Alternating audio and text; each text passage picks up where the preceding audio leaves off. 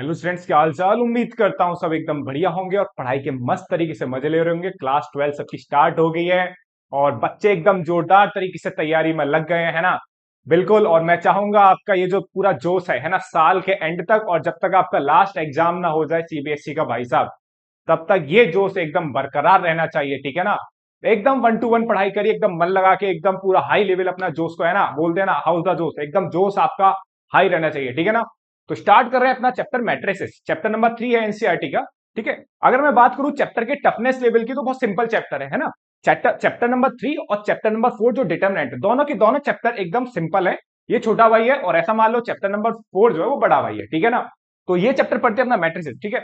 अगर मैं मैट्रिसेस में, देखो आगे जाने से पहले आपको एक ना हल्की सी एक छोटी सी स्टोरी सुनाता हूँ। स्टोरी ये है कि स्टोरी समझो या फिर है ना समझाने का तरीका ही समझ लो एक तरीके से। जैसे अगर मैं आपसे बात करूं कि जैसे आप कभी दवा लेने गए हो ना, कभी दवा लेने की दवा की दुकान पे जब आप गए होंगे, तो वो देखो उसने एक एक अरेंजमेंट कर रखा दवाइयों का। ठीक है ना। जैसे आपने बोला कि भैया मेरे को कॉम्बिफ्लेम की गोली दे दो, तो आप गए, वो फटाफट से निकाल के लाया खांचे से और उसने डिब्बा खोला और तुरंत आपको गोली दे दी। ठीक है। फिर आपने बोला, फिर एक और दिन गए आप, है ना, आपने बोला भैया कार्बो प्लस दे दो मेरे को, है ना, एक कैप्सूल दे दो भैया मेरे को।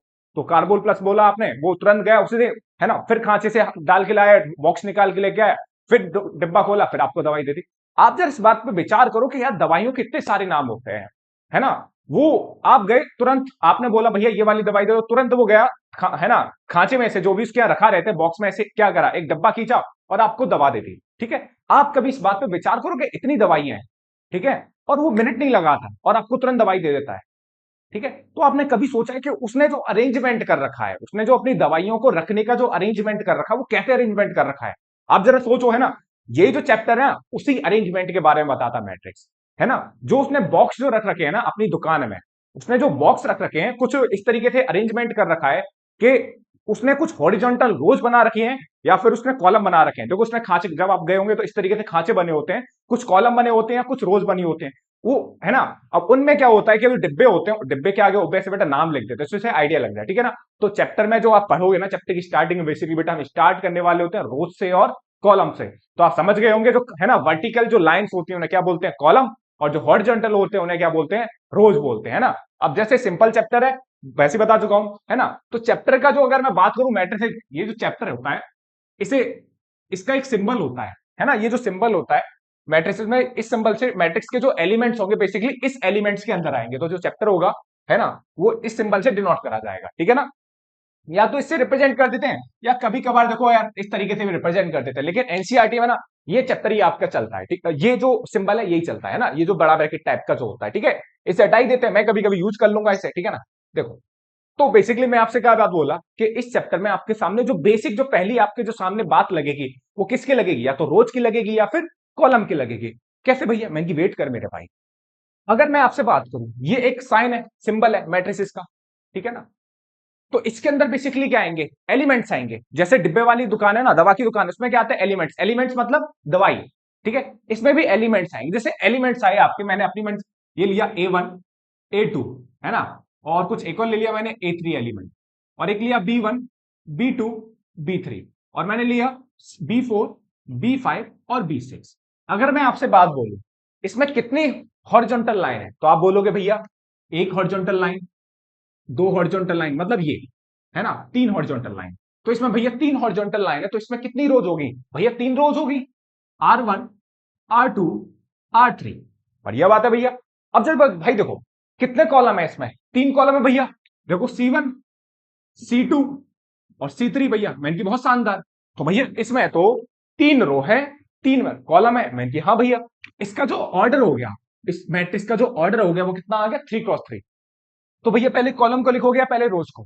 हाँ, ये भी ध्यान रखने वाली बात है, स्टैंडर्ड तरीका होता है, पहले हमेशा रोज की संख्या लिखी जाती है, बाद में किसकी संख्या लिखी जाती है, कॉलम की संख्या लिखी जाती है। बात क्लियर है। पहले रोज लिखे जाएंगे, फिर क्या लिखे जाएंगे मेरे छोटे भाई, कॉलम लिखे जाएंगे। इसमें कोई दिक्कत। एक और एग्जांपल देता हूं, वो सिंपल तरीके से समझाऊंगा, पूरा चैप्टर एक ही बार में समझ में आ जाएगा सबके चैप्टर। ठीक है ना। और जो भी क्वेश्चन आएगा आपके एग्जाम में फोड़ के आओगे। ठीक है। एक और देखो, आगे बढ़ो। मैं अगर आपसे बात करूं, जैसे एक और एलिमेंट लिया मैंने, है ना, जैसे 1 2 3 4 5 6। तो एक बात बताओ, इसमें कितनी हॉरिजॉन्टल लाइन है, और से बताइए साहब, कितनी हॉरिजॉन्टल लाइन है इसमें भैया, दो हॉरिजॉन्टल लाइन है। एक तो R1 हो गई और एक R2 हो गई।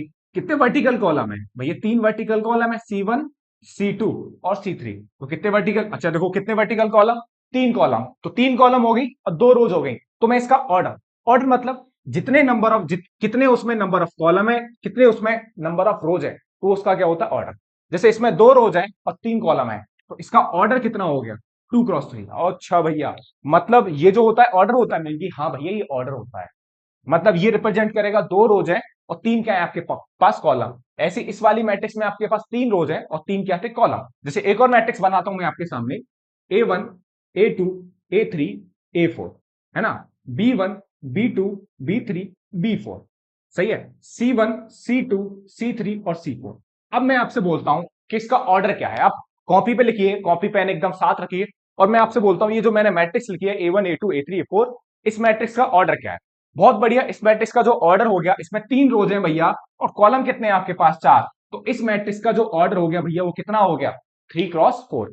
बात समझ में आई चैप्टर में, ये बात क्लियर हो गई अच्छे से एकदम कि भैया ऑर्डर क्या होता है और नंबर, है ना, कॉलम और रोज को लेकर सारी बातें क्लियर हो गई। ठीक है, अगर हम एक बात गौर से देखो, इसमें ये इस मैट्रिक्स का ऑर्डर कितना होता है, 3 क्रॉस 3, इस मैट्रिक्स का ऑर्डर 2 क्रॉस 3 और इस मैट्रिक्स का ऑर्डर 3 क्रॉस 4। अब मैं आपको एक और हिंट देता हूं, जैसे यहां तो देखो गिन के पता लग रहा है इसमें कितने एलिमेंट है, 6 एलिमेंट है, और देखो 6 एलिमेंट है ना, आप इन दोनों ऑर्डर का अगर मल्टीप्लाई करोगे तो 3 इंटू 2 कितना हो जाएगा, 6, ये भी 6 एलिमेंट आ जाएगा। तो अगर आप ऑर्डर का मल्टीप्लाई कर देते हो ना, तो आपको नंबर ऑफ एलिमेंट्स मिल जाते हैं। जैसे यहां पर 3 इंटू 3 कितना होता है, 9, कितने एलिमेंट है आपके पास, 9 एलिमेंट है। इस मैट्रिक्स का ऑर्डर कितना आता है, इस मैट्रिक्स का ऑर्डर था 3 क्रॉस 4, तो इस मैट्रिक्स का ऑर्डर हो गया 3 क्रॉस 4, 3 क्रॉस 4, तो इसमें नंबर ऑफ एलिमेंट कितने हो गए मेरे छोटे भाई, कितने हो गए, 12। तो ये बेसिक आपने बात समझी कि अगर देखो यहां से आपने क्या क्या सीखा, आराम से देखो पढ़ो इत्मीनान के साथ, कोई इसमें नहीं करना आपको जल्दबाजी, आराम से पढ़ो चैप्टर धीमे धीमे, बहुत सिंपल चैप्टर, बहुत अच्छे समझ में आएगा, ठीक है ना। तो बेसिकली अगर मैं रोज नंबर ऑफ जो भी ऑर्डर होता है उसका मल्टीप्लाई कर देता हूं तो मेरे को नंबर ऑफ एलिमेंट्स मिल जाते हैं। बात क्लियर है, कोई दिक्कत तो नहीं आ रही है, बात एकदम समझ में आ गई। सारे एग्जाम्पल कॉपी करो अच्छे से, एकदम नोट्स बनने चाहिए आपके बहुत प्यारे से, एकदम बढ़िया से, ठीक है ना। चलिए साहब,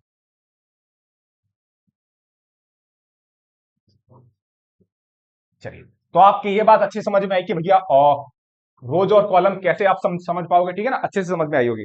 अब थोड़ा सा आगे बढ़ते हैं, ठीक है ना। तो आपने ये देखा, अब मैं आपसे एक बात बोलता हूं, जैसे मैंने बोला एलिमेंट्स ही लेते हैं ना, जैसे मैंने ले लिया 5, 6, 7, अपने मन से ले लो 9, 10, 0, -5, 3, 2, एक और ले लेते हैं 1, 2, 8। इस मैट्रिक्स का ऑर्डर बताइए साहब। भैया बहुत बढ़िया है, इस मैट्रिक्स का जो ऑर्डर है वो कितना है, यानी कि 3 क्रॉस 4। नंबर ऑफ एलिमेंट कितने हो गए, 12। बात क्लियर है, ठीक है। अच्छा मैं आपसे एक बात बोलता हूं, मैंने जीरो पे हाथ रख दिया, जीरो पे हाथ रख दिया। अब एक बात बताओ, जीरो जो है कौन सी रो में आ रहा है, भैया जीरो जो आ रहा है वो सेकंड रो में आ रहा है, मैंने कि बढ़िया। कौन से कॉलम में आ रहा है, भैया पहला कॉलम, दूसरा कॉलम, तीसरा कॉलम। तो जो जीरो है, ये जो जीरो है ना, इसे चेंज कर देते, इसे लिख लेते हैं, हो गया माइनस के 80 लिख लेते हैं, ठीक है ना। हाँ, ये जो जीरो है भैया सेकंड रो में आ रहा है, कौन से कॉलम में आ रहा है, थर्ड कॉलम में आ रहा है। तो ये जो एलिमेंट हुआ, ये जो जीरो हुआ, कौन सी रो में पड़ा, सेकंड रो में पड़ा, और कौन से कॉलम में पड़ा, सेकंड थर्ड कॉलम में पड़ा। तो ये जो जीरो हुआ भैया, सुनना इस बात को गौर से सुनना जो मैं समझाना चाह रहा हूं, ये जो जीरो हुआ वो सेकंड रो थर्ड कॉलम का एलिमेंट्स हुआ। ये जो जीरो हुआ सेकंड रो थर्ड कॉलम का एलिमेंट हुआ। अब फिर से एक और एग्जांपल देता हूं आपको, एक और देखो। अब ये 3 बताओ, 3 जो है कौन सी रो कौन से कॉलम का एलिमेंट है। आप बोलोगे भैया बहुत इंपॉर्टेंट बात सीखने वाले हो, थर्ड रो और सेकंड कॉलम का एलिमेंट है, तो कैसे दिखाएंगे इसे, 8, 3, 2 कितना आ जाएगा, 3। अरे भैया ये तो समझ में आ रहा थी, मैंने ये आएगा, बिल्कुल समझ में आएगा। अब 2 पे हाथ रख, 2 पे हाथ रख के बता, 2 कौन सी रो में आ रहा है, सेकंड रो में आ रहा है, कौन से कॉलम में आ रहा है, भैया ये जो आ रहा है फोर्थ कॉलम में आ रहा है। मैंने कि भैया, आप सोचोगे भैया एक चीज ऑब्जर्व कर रहा हूं मैंने कि क्या ऑब्जर्व कर रहा है तू, कि भैया जो आप कह रहे हो जो एलिमेंट था जीरो, वो थर्ड कॉलम का था सेकंड रो का था। मैंने कि हाँ, जो 3 है वो सेकंड रो का, सॉरी सेकंड कॉलम का और थर्ड रो का एलिमेंट है, मैंने की बढ़िया बात है।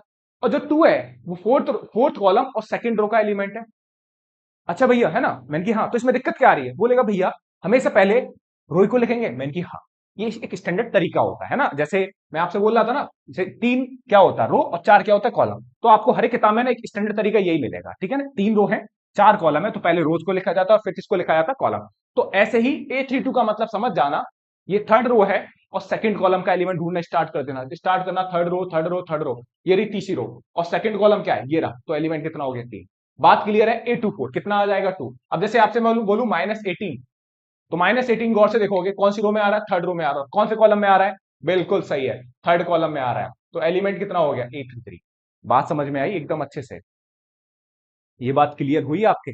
पहला सवाल एनसीईआरटी का यही सवाल है, इस तरीके से एलिमेंट्स फाइंड करवाएगा आपसे। बात क्लियर है, चलो साहब, बात समझ में आई अच्छे से। तो ये बात क्लियर हुई कि एलिमेंट कैसे पता लगाते हैं। जैसे अगर मैं आपसे बोलूं 9, तो 9 जो हो जाएगा सेकंड रो में हो जाएगा, और कौन से कॉलम में आ जाएगा, पहले कॉलम में हो जाएगा। तो जो 9 है second row one first column का एलिमेंट है। तो ये वाली बात समझ में आई अच्छे से, उम्मीद करता हूं बहुत अच्छे समझ में आई होगी छोटे भाई, ठीक है ना। आगे बढ़ते हैं बिना समय गवाए मेरे भाई, कोर्स देख ले बात, क्या चल भाई, ये बात समझ में आई। अब एक और बात देखो, जैसे मैं आपसे बात बोलूं, है ना, कि इसमें ना एक नोट डाल के लिख लेना। सपोज मेरे पास एक मैट्रिक्स है जिसका ऑर्डर कितना है, m क्रॉस है। तो ध्यान रख लेना इसका। तो टोटल नंबर ऑफ एलिमेंट्स क्या रहने वाले हैं आपकी इस मैट्रिक्स में, क्या रहने वाले हैं, total number of elements, total number of elements क्या रहने वाले हैं आपके, mn रहने वाले हैं। अगर आपके पास एक मैट्रिक्स है जिसका ऑर्डर m क्रॉस n है, उसमें number of element number of rose m है और नंबर ऑफ कॉलम कितना n, तो आपके पास टोटल नंबर ऑफ एलिमेंट्स क्या रहने वाले, mn। जो मैंने समझाया था उसी बात को बस जनरलाइज वे में लिख दिया है। ये वाली बात क्लियर, बहुत सही है। अब आगे देखते हैं एक और छोटी सी बात। जैसे मैं आपसे बात बोलूं कि मेरे पास, सुनना मेरी बात गौर से, मेरे पास किसी एक मैट्रिक्स में, है ना, 12 एलिमेंट्स है। सुनना, अब जब सोचने का टाइम आ गया और आप सोचना इस बात को, मेरे पास एक मैट्रिक्स है जिसमें एलिमेंट्स कितने हैं, 12 एलिमेंट्स हैं, ठीक है। क्या दिखाना चाह रहा हूं, मैं की बहुत बढ़िया बात सिखाऊंगा तेरे को। अब मैं तुमसे बोलता हूं कि आपके पास कितने एलिमेंट, 12। तो 12 एलिमेंट से डिफरेंट डिफरेंट ऑर्डर की आप कितनी मैट्रिक्स बना सकते हो। अब ये समझ में नहीं है, समझ में नहीं, मैं सोच, जैसे अभी जो मैंने एग्जाम्पल लिखा था उस मैट्रिक्स का ऑर्डर कितना था, 3x4। तो 3x4 का मतलब उसमें एलिमेंट कितने थे, 12। अब मैं तेरे को, है ना, मैट्रिक्स नहीं देके जा रहा, सिर्फ मैं बोल रहा हूं कि तेरे पास 12 एलिमेंट्स हैं। कितने एलिमेंट हैं, 12 एलिमेंट्स हैं। 12 एलिमेंट से डिफरेंट डिफरेंट ऑर्डर की कितनी मैट्रिक्स बना सकता है, डिफरेंट डिफरेंट ऑर्डर की। ऑर्डर वही है, number of column number of रोज वाला ऑर्डर वही है। एलिमेंट कितने रहने चाहिए, 12 रहने चाहिए। बच्चा सोच रहा है, सोच रहा है, भैया सोचने दो सोचने दो। मैंने की एक तो भैया यही बन जाएगी 3x4 वाली, मैंने की हाँ एक तो यही बन जाएगी। अच्छा भैया, मैंने आप तो ये बोल रहे हो ना कि कितनी डिफरेंट मैट्रिक्स बना सकते हो, मैंने डिफरेंट, हाँ बिल्कुल सही सोच रहा है। तो डिफरेंट मैट्रिक्स तो कुछ भी हो, क्या फर्क पड़ता है, मैंने की हाँ एक मैट्रिक्स तो मैं ये भी ले लूंगा 4x3। हाँ भैया बिल्कुल ले लो, 4 रो हो जाएंगे, 3 क्या हो जाएंगे, कॉलम हो जाएंगे। यहाँ पर 3 रोज हैं 4 कॉलम, तो इसमें भी 12 एलिमेंट, इसमें भी देखो 12 एलिमेंट। एक और सोचो भैया, एक और आ रहा है, मैंने लिख दे कि भैया देखो देखो, एक दिमाग में आ रहा है 2x6, मैंने की हाँ बिल्कुल सही है, 2 छिक्के 12। अच्छा भैया एक और आ गया फिर तो मेरे दिमाग में, मैंने की 6x2। अब वो सोच रहा है फिर से बच्चा, फिर से सोच रहा है, भैया भैया अब नहीं आ रहा मेरे दिमाग में, मैंने की एक और है, 2 और है। तो भैया कैसे, मैंने की, तूने क्या करा, एक मैट्रिक्स में सिर्फ एक ही रो है और 12 क्या आ गए, कॉलम आ गए। जैसे भैया, अबे ऐसे 1 2 3, बता ये कि अगर मैं तेरे को एग्जांपल देके जाऊं तो इसमें कितनी रोज है, भैया रोज तो एक ही है बस, कॉलम कितने, 1 2 3, तो 3 कॉलम हो गए। तो ऐसे ही कितने एलिमेंट आ जाएंगे, उसमें 12 एलिमेंट आ जाएंगे, 1 रोज हो जाएंगे और 12 क्या हो जाएंगे, कॉलम। अच्छा भैया फिर तो ये भी हो जाएगा, मैं की हाँ ये भी हो जाएगा। अब सोच के देखा, हाँ अब नहीं होगी कोई भी मैट्रिक्स। तो आप, अगर आपके पास किसी भी मैट्रिक्स में 12 एलिमेंट्स हैं, तो आप डिफरेंट डिफरेंट ऑर्डर की कितनी मैट्रिक्स बना सकते हो, तो टोटल मैट्रिक्स बना सकते हो आप 6, 1 2 3 4 5, जिनका ऑर्डर क्या होगा, अलग अलग, 3x4 4x3 2x6 6x2। अब एक और एग्जांपल देता हूं आपको, एनसीईआरटी का है, ठीक है ना। 18 एलिमेंट्स हैं, कितने एलिमेंट्स हैं, 18 एलिमेंट्स हैं, ठीक है। 18 एलिमेंट्स हैं, 18 एलिमेंट्स से आप सोच के आराम से वीडियो को पॉज करो, मस्त चैप्टर चल रहा है, पढ़ाई करो बस, है ना, कोई मजाक नहीं चलेगा, सिर्फ पढ़ाई चलेगी भाई, है ना। 18 एलिमेंट्स हैं, तो 18 एलिमेंट से सोच के आपको बतानी है कितने नंबर ऑफ मैट्रिसेस बन सकते हैं। वीडियो को पॉज करो और आंसर चेक करना जब मैं आंसर लिखूं, ठीक है ना। चलो ठीक है, तो कितनी बन सकती है देखो। पहला तो भैया देखो स्टार्ट करते हैं, हमको तो पहाड़ा आता है, 2 निम्मा 18 है। पहली एक मैट्रिक्स ये बन जाएगी, मैंने की हाँ, 2 निम 2 9 का कितना होता है 18, 18 एलिमेंट आएंगे। भैया एक तो फिर उल्टा लिख ही लेते हैं, मैंने किया इतना तो पता लग गया। अच्छा एक कितनी हो जाएगी 3x6 और ये कितना हो जाएगा 6x3।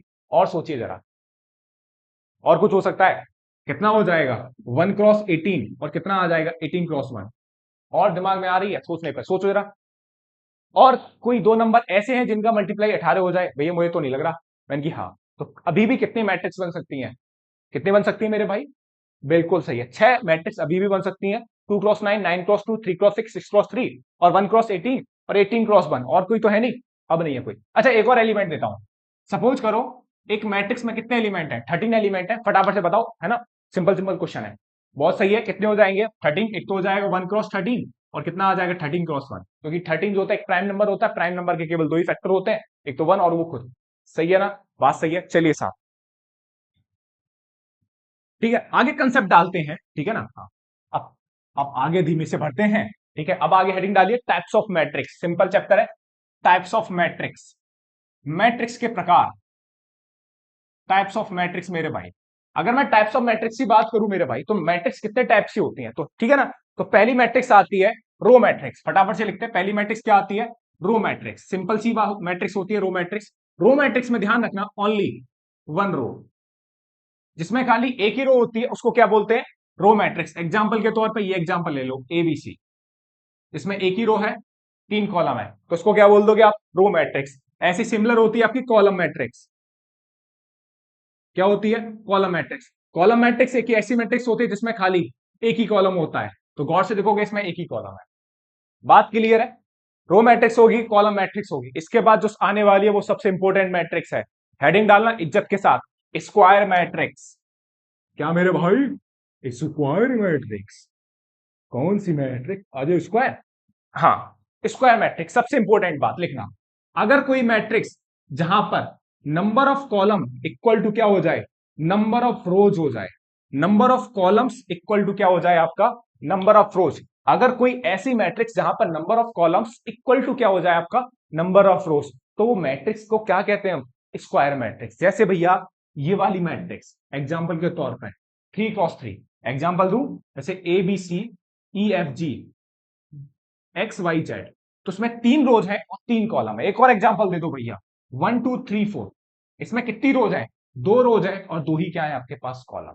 तो ये सबसे इंपॉर्टेंट मैट्रिक्स होती है। अब जितनी भी मैट्रिक्स आएंगी सब इसके केसेस होंगी स्क्वायर मैट्रिक्स, क्योंकि जितनी भी मैट्रिक्स पढ़ोगे आप, डायगोनल मैट्रिक्स, स्केलर मैट्रिक्स और है ना आइडेंटिटी मैट्रिक्स, सारी की सारी मैट्रिक्स जो होती हैं वो किसका केस होती हैं? स्क्वायर मैट्रिक्स का केस होती है। स्क्वायर मैट्रिक्स की खासियत, number of column equal to number of rows. बात क्लियर है? चलिए साहब,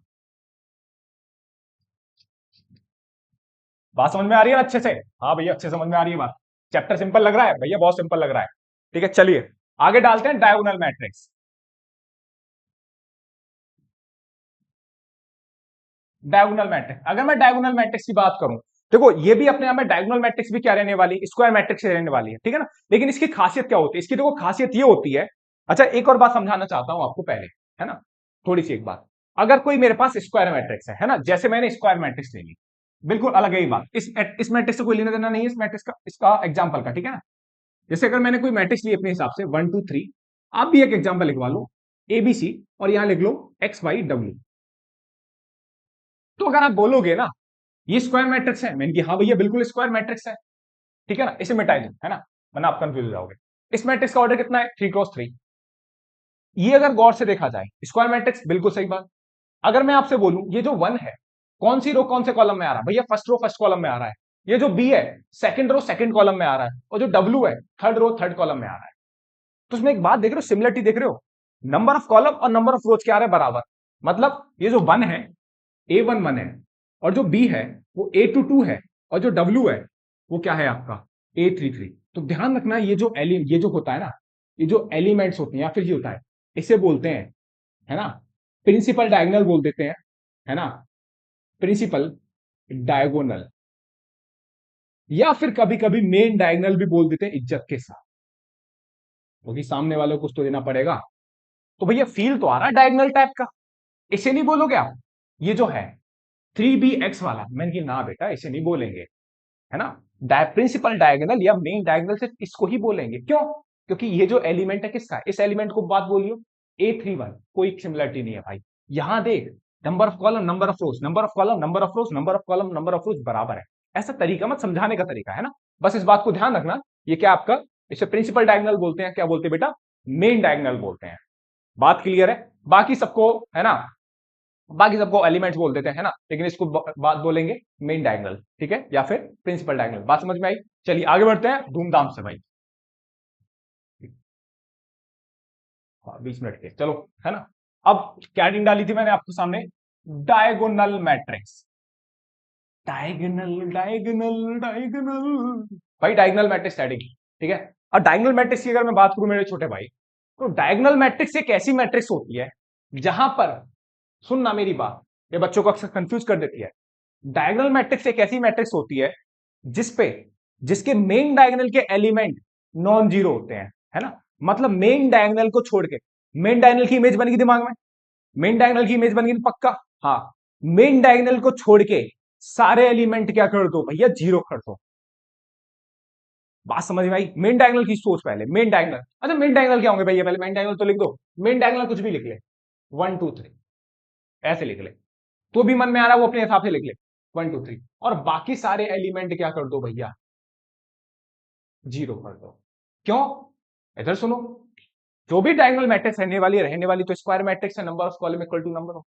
अब ये जो मैंने बताया था, मेन डायगोनल बताया था, प्रिंसिपल डायगोनल बताया था, प्रिंसिपल डायगोनल को छोड़कर अगर मैं सारे एलिमेंट क्या कर दूं, जीरो कर दूं, तो इसे क्या कहेंगे, डायगोनल मैट्रिक्स। क्या कहेंगे मेरे भाई, डायगोनल मैट्रिक्स कहेंगे। बात क्लियर है? अच्छी बात है, चलिए साहब। अच्छा भैया, क्या मैं सेम नहीं ले सकता, मैं इनकी लेने के लिए तो सेम ले सकता है, 2 0 0, अभी एक सेकंड रुक जा, 0 2 0 0 0 3, ये भी ले सकता है मैंने कि हाँ ये भी लिख सकता, कोई दिक्कत वाली बात नहीं है। आगे तुम ये वाली मैट्रिक्स पढ़ोगे, ये जो सेम बने। लेकिन अच्छा अलग अलग भी ले सकते हैं मैंने कि हाँ, अलग अलग भी ले सकते हो, 2 1 5 कर लो, यहाँ पे 2 2 5 कर लो, तो सारे एलिमेंट क्या हो गए, मतलब 2 2 5, ये क्या हो गया, मेन डायगोनल हो गया, कोई दिक्कत वाली बात नहीं। तो इस मैट्रिक्स को भी क्या बोलोगे आप, डायगोनल मैट्रिक्स बोलोगे, ठीक है। ये बात समझ में आई? मेन डायगोनल को छोड़ के सारे एलिमेंट क्या कर दिए, जीरो कर दीजिए, ठीक है ना। अगर मैं इसे थोड़ा सा एनसीईआरटी के हिसाब से लिखूं इस बात को, तो देखो थोड़ा सा मजेदार एनसीईआरटी करती है बात, ठीक है ना, तो सुनना।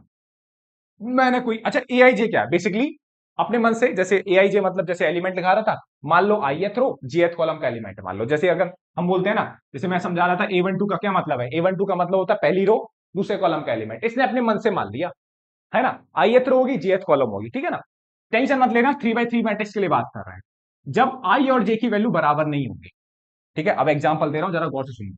अगर मैं कोई 3 by 3 की मैट्रिक्स बना रहा हूं, यही तो बनेगी, A21 A22 A23 A31 A32, और कितनी बनेगी, A33। बात क्लियर है? ये एक 3 by 3 ऑर्डर की एक मैट्रिक्स बन गई। एलिमेंट सिखा रहा हूं बेसिकली, जैसे इसको A11 बोलोगे, A12 बोलोगे, है ना। मैंने क्या बात बोली कि यहां पर अगर गौर से देखो, A21 A31 जो मैं लिखने वाला हूं, गौर से देखना। अगर आई और जे की वैल्यू बराबर नहीं है, जैसे इस वाले केस में आई और जे की वैल्यू बराबर नहीं है, इसमें आई की वैल्यू 3 है, जे की वैल्यू 1 है, इसमें आई की वैल्यू 1 है, जे की वैल्यू 2 है, तो जहां जहां आई की वैल्यू 0 के बराबर नहीं है, ये एनसीईआरटी का तरीका बता रहा हूं, समझ में आ जाए, ठीक है। नहीं तो इतना ही ध्यान रख ले कि मेन डायगोनल को एलिमेंट को छोड़ के सारे एलिमेंट जीरो कर दो, डायगोनल मैट्रिक्स बन जाएगी, बात खत्म, ठीक है ना। बट एनसीईआरटी की एक थोड़ी सी बात लिखाना जरूरी होता है, ठीक है, क्या पता वो एग्जाम में आपसे डेफिनेशन ही पूछा ऑब्जेक्टिव में, ठीक है ना। तो आई नॉट इक्वल टू जे होगा, तब एलिमेंट क्या होंगे, जीरो। और जब आई और जे बराबर होगा, सही है, तो नॉन जीरो एलिमेंट आएंगे, सही है, कुछ भी अपने हिसाब से लिख लो, नॉन जीरो एलिमेंट। जब आई और जे की वैल्यू आपस में बराबर होगी तो कोई भी नॉन जीरो एलिमेंट आ जाएगा, और जब आई और जे की वैल्यू बराबर नहीं होगी तो एलिमेंट क्या हो जाएगा, जीरो। इस बात को फटाफट से कॉपी करो भाई।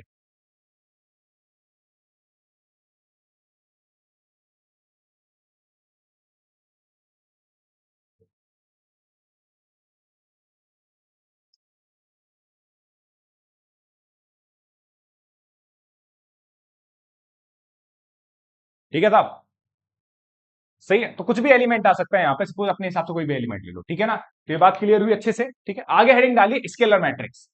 अरे यार ये ना थोड़ा थ्योरेटिकल चैप्टर ही है यार, थोड़ा लिखाने लिखने वाला है, सवाल नहीं है इसमें थोड़े, है ना। हेडिंग डालो आगे scalar matrix.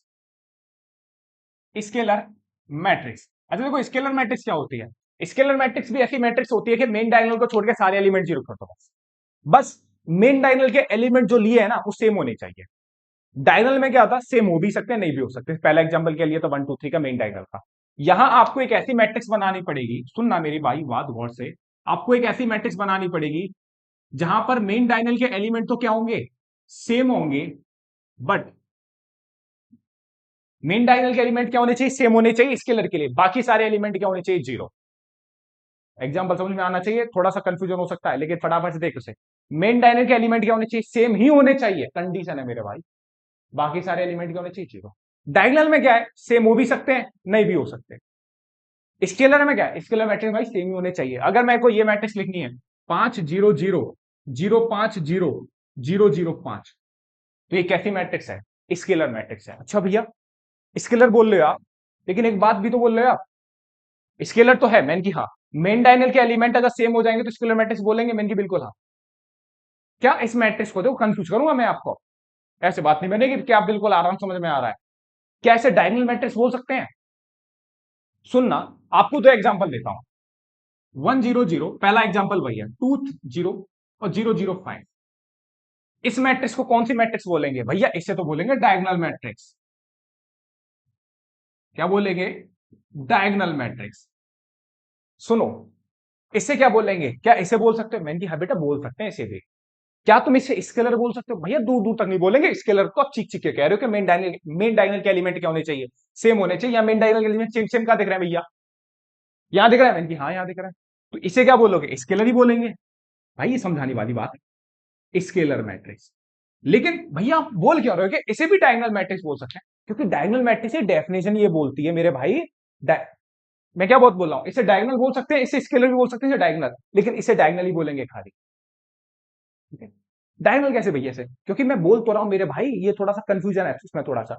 Main diagonal diagonal matrix में एलिमेंट सेम भी हो सकते हैं, अलग अलग भी हो सकते हैं। जैसे अगर मैं इसे यहां पर 1 लगा दूं, 5 5 5, तो ये डायगोनल मैट्रिक्स भी है और क्या कहते हैं स्केलर मैट्रिक्स। तो इसीलिए पॉइंट लिखा रहा हूं, एवरी, थोड़ा सा और विचार करिए है ना, every scalar matrix is a diagonal. हर एक स्केलर मैट्रिक्स क्या कहलाएगी तेरी, diagonal, but not a vice versa, but not a vice versa. ठीक है, जो अभी मैंने एग्जांपल लिया था इससे पहले वो डायगोनल मैट्रिक्स थी, ठीक है ना, लेकिन उस डायगोनल मैट्रिक्स को आप स्केलर नहीं बोल सकते, लेकिन हाँ हर एक स्केलर मैट्रिक्स को आप क्या बोल सकते हो, डायगोनल मैट्रिक्स बोल सकते हो। ठीक है ना, तो every scalar matrix is a diagonal matrix but not a vice वर्सा, का मतलब इसका उल्टा सही नहीं है। ठीक है ना, but converse is need not to be. ठीक है भाई, बात समझ में आ रही है, ज्यादा कंफ्यूज कर दिया भैया, कंफ्यूज क्यों कर रहे हो भैया, ठीक है ना, अबे कंफ्यूजन करने में तो मजा है मेरे भाई। ठीक है ना, ये आपसे पॉइंट पूछा नहीं जाएगा, बस कंसेप्ट क्लियर करना करना चाह रहा हूँ, एक भी चीज ऐसी नहीं होनी चाहिए जो आपके पेपर में आ जाए और वो आपसे छूट जाए। ठीक है ना, तो इससे बड़ी बात मेरे लिए क्या होगी, तो है ना, तो हर एक बात मैं आपको बता रहा हूं जो आपसे एग्जाम में पूछी जा सकती है। ठीक है, वो पॉइंट उठा सकता है, क्योंकि बेटा आज क्या चल रहा है बेटा, ऑब्जेक्टिव क्वेश्चनों की संख्या, अभी तक आपके बोर्ड के एग्जाम में 20 ऑब्जेक्टिव क्वेश्चन आते हैं, वो भी बात चल रही है कि उन 20 क्वेश्चन को और ज्यादा बढ़ाया जाए। ठीक है, 30 कराया या 40 करा जाए, तो ऑब्जेक्टिव क्वेश्चन में ना बेटा कंसेप्चुअल क्लैरिटी होना बहुत जरूरी होता है। ठीक है ना, तो आगे हेडिंग डालिए आइडेंटिटी मैट्रिक्स, आइडेंटिटी मैट्रिक्स। तो अगर नाम से ही फील हो रहा है आइडेंटिटी मैट्रिक्स, है ना, नाम से क्या फील हो रहा है बेटा, आइडेंटिटी मैट्रिक्स। आइडेंटिटी मैट्रिक्स का मतलब है ना कि, सुनना, मेन डायगोनल के एलिमेंट क्या हो जाए, आइडेंटिटी हो जाए, ये आपको याद रखनी है। मेन डायगोनल के एलिमेंट क्या हो जाए बेटा, आइडेंटिटी हो जाए, मतलब मेन डायगोनल के सारे एलिमेंट क्या हो जाए, 1 1 हो जाए, और बाकी सारे एलिमेंट क्या हो जाए, जीरो हो जाए। मेन डायगोनल के एलिमेंट क्या हो जाने चाहिए, 1 1 हो जाने चाहिए, और सारे एलिमेंट क्या हो जाने चाहिए, जीरो। तो उसे क्या बोल देते हैं, आइडेंटिटी मैट्रिक्स। रिप्रेजेंट किससे करते हैं, आई से रिप्रेजेंट करते हैं।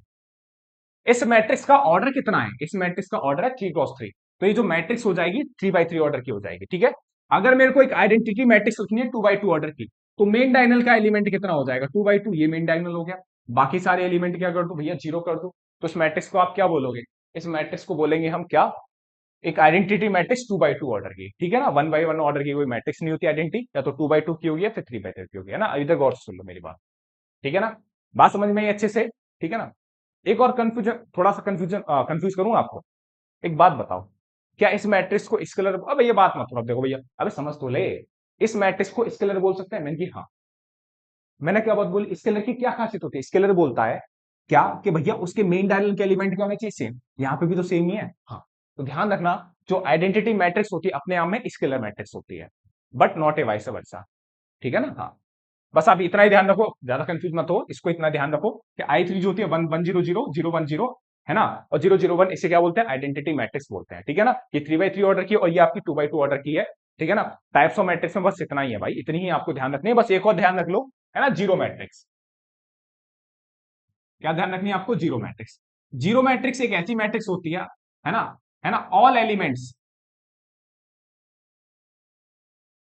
Are zero. अगर किसी मैट्रिक्स के सारे एलिमेंट जीरो हो जाएं, किसी मैट्रिक्स के सारे एलिमेंट जीरो हो जाएं तो उसे क्या बोलते थे, जीरो मैट्रिक्स। एग्जांपल, ठीक है, एग्जांपल ये 0 0 0, ठीक है, एग्जांपल 0 0 0, एग्जांपल 0 0 0। बच्चा बोलेगा वेट वेट भैया वेट, मैंने की क्यों, इस मैट्रिक्स का ऑर्डर लिखना भैया, मैंने की 2 क्रॉस 2, इस मैट्रिक्स का ऑर्डर लिखना 2 क्रॉस 3, बताओ भैया, ये तो स्क्वायर ही नहीं है। स्क्वायर के लिए तो क्या होना चाहिए, नंबर ऑफ रोज और नंबर ऑफ कॉलम। मैंने कि हाँ बेटा, इसमें ये भी डालना है, जीरो मैट्रिक्स जो होती है स्क्वायर मैट्रिक्स हो भी सकती है और नहीं भी हो सकती। बस उसके सारे एलिमेंट, किसी भी मैट्रिक्स के अगर सारे एलिमेंट जीरो हो जाए तो उसे क्या बोल दोगे आप, स्क्वायर मैट्रिक्स बोल दोगे। बात इतनी सी है, ठीक है ना, बहुत बढ़िया। चलो आगे बढ़ते हैं, चलिए साहब, ठीक है, चलो आगे बढ़ते हैं फटाफट से मेरे भाई। आगे हेडिंग डालो, बस ये एक्सरसाइज यहीं पे खत्म हो जाएगी आपकी 5.1 जो सॉरी 3.1 जो है, ठीक है ना। हेडिंग डालिए आगे, इक्वलिटी ऑफ टू मैट्रिक्स, है ना, इक्वलिटी ऑफ टू मैट्रिक्स मतलब दो मैट्रिक्स कब बराबर होती हैं। तो देखो दो बातें लिख रहा हूं आपके सामने, दो मैट्रिक्स कब बराबर होती हैं, दो ही बातें याद आपको रखनी है। पहला, उनका ऑर्डर क्या ना, उनका ऑर्डर क्या होना चाहिए, सेम होना चाहिए। दोनों मैट्रिक्स जो है जिन्हें आप बराबर में रख रहे हो, मैट्रिक्स ए और दो मैट्रिक्स बी है, आपके पास दो मैट्रिक्स हैं, मैट्रिक्स ए और मैट्रिक्स बी, है ना, तो दोनों का ऑर्डर क्या होना चाहिए, सेम। अगर इस मैट्रिक्स ए का ऑर्डर 2 क्रॉस 3 है तो बी मैट्रिक्स का भी ऑर्डर कितना होना चाहिए, 2 क्रॉस 3। अगर मैट्रिक्स ए का ऑर्डर 3 क्रॉस 4 है तो मैट्रिक्स बी का भी ऑर्डर कितना होना चाहिए, 3 क्रॉस 4। दोनों का ऑर्डर क्या होना चाहिए, सेम होना चाहिए। दूसरी बात, उनके corresponding elements elements are equal, उनके करस्पॉन्डिंग एलिमेंट भी क्या होने चाहिए, इक्वल होने चाहिए। एक एग्जांपल दो, बात समझ में आएगी भैया तब। मैंने की भाई देख एग्जांपल देख, सबसे simple A B C D, है ना, मैंने लिया 1 2 3 4, तो क्या दोनों मैट्रिक्स का ऑर्डर सेम है, मैंने की हाँ भैया, इसका भी ऑर्डर 2 by 2 है, इसका भी ऑर्डर 2 क्रॉस 2 है। अब इसके बाद ऑर्डर सेम होने के बाद क्या होना चाहिए, उनके करस्पॉन्डिंग एलिमेंट बराबर होने चाहिए। तो आपसे वो किसकी वैल्यू पूछ रहा था, एबीसीडी की वैल्यू पूछ रहा था, तो ए की वैल्यू 1 हो जाएगी, बी की वैल्यू 2 हो जाएगी और सी की वैल्यू क्या हो जाएगी 3, और डी की वैल्यू क्या हो जाएगी 4। करस्पॉन्डिंग एलिमेंट मतलब ये वाला एलिमेंट इस मैट्रिक्स का पहला एलिमेंट इसके बराबर होना चाहिए, बी का करस्पॉन्डिंग एलिमेंट क्या है 2, सी का करस्पॉन्डिंग एलिमेंट 3 और डी का करस्पॉन्डिंग एलिमेंट कितना मेरे भाई 4 है। बात सही है। एक और एग्जांपल दो भैया, जैसे मैंने ले लिया ए बी सी, है ना, -2 -3 और यहां से डी ले लिया और यहां लिख लिया मैंने एक मैट्रिक्स लिख लिया, -5 -6 -8, ठीक है ना, -2 -3 और 9। तो अगर मैं आपसे बात बोलूं ए की वैल्यू क्या हो जाएगी माइनस, क्या दोनों का ऑर्डर सेम है, अब ये चेक तो कर लेने दो, इसका ऑर्डर 2 क्रॉस 3 है, इसका भी ऑर्डर 2 क्रॉस 3 है, तो भैया ऑर्डर तो दोनों का सेम है। ए की वैल्यू क्या हो जाएगी -5, बी की वैल्यू क्या हो जाएगी -6, सी की वैल्यू क्या हो जाएगी -8 और ये -2 के बराबर होना चाहिए। बात गौर सुन लेना, बाई चांस अगर सपोज यहां -6 हो जाता, बेटा दोनों मैट्रिक्स बराबर नहीं होती, ऑर्डर सेम होना जरूरी नहीं है, उनके करस्पॉन्डिंग एलिमेंट भी क्या होने चाहिए, इक्वल होने चाहिए। तो -2 है ना, तो यहां पे भी क्या होना चाहिए, -2 ही होना चाहिए। बात क्लियर है। तो ए की वैल्यू -5, बी की वैल्यू -6 और सी की वैल्यू -8 होगी, तभी दो मैट्रिक्स क्या हो सकते हैं, प्रॉपर वे में इक्वल हो सकती है। तो ये हमने 5.1 का पूरा, है ना, अच्छे से कवर अप कर लिया है, ठीक है ना। और जो नेक्स्ट वीडियो आएगी उसमें मैं क्वेश्चन की जो भी एनसीईआरटी का क्वेश्चन है वो कर लेंगे और कुछ क्वेश्चन ऐसे कर लेंगे जो लास्ट ईयर में आपके सीबीएसई बोर्ड के एग्जाम में पूछे गए। ठीक है, पूरी कोशिश करिए मेरे छोटे भाई अच्छे समझाने की, चैप्टर को आप अच्छे से देखिए और कंसेप्ट को अच्छे से समझिए, ठीक है ना। तो इस वीडियो में यही तक रहने देते हैं और एंड दी एंड मुस्कुराते रहिए, पढ़ते रहिए, धूमधाम से पढ़ाई करिए भाई साहब, ठीक है। 2025 में आपको भाई साहब आउट ऑफ आउट ठोकना है, इससे ज्यादा नहीं, इससे ज्यादा होता भी नहीं है, ठीक है ना। तो अच्छे से पढ़िए, धूमधाम रखिए और ज्यादा से थोड़ा सा बस आप इतना कर दीजिए, शेयर कर दीजिए, नहीं तो आप पढ़िए बस अच्छे से, ठीक है ना। Thank you.